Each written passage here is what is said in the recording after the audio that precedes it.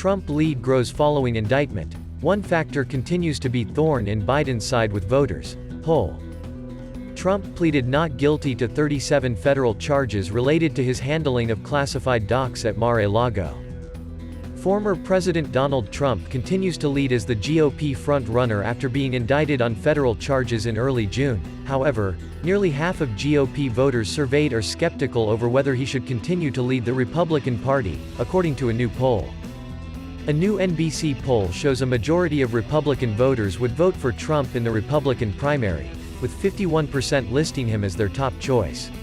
Florida Governor Ron DeSantis came in second with 22% of the votes, and former Vice President Mike Pence was third with 7%.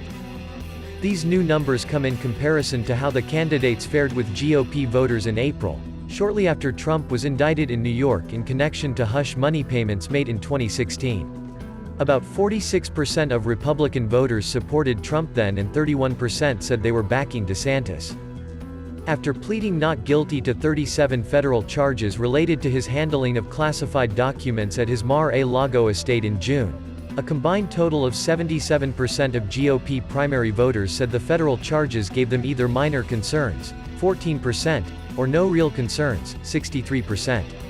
About 64% of Republican voters also said the various indictments and investigations Trump faces are politically motivated. These numbers are then compared to 55% of all registered voters who say the charges give them either major concerns, 47%, or moderate concerns, 8%.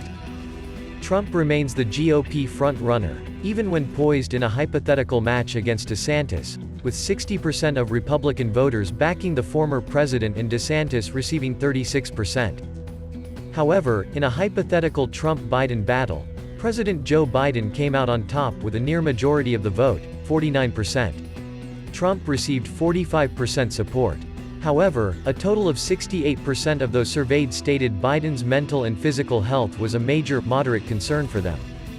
On the flip side, when asked if they agree with Trump remaining the party's leader, nearly half of GOP voters said yes, with 21% saying they believed he was a good president but it was time to consider other leaders.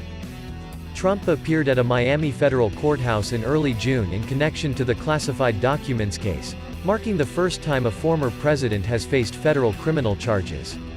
The charges include willful retention of national defense information, conspiracy to obstruct justice, and false statements.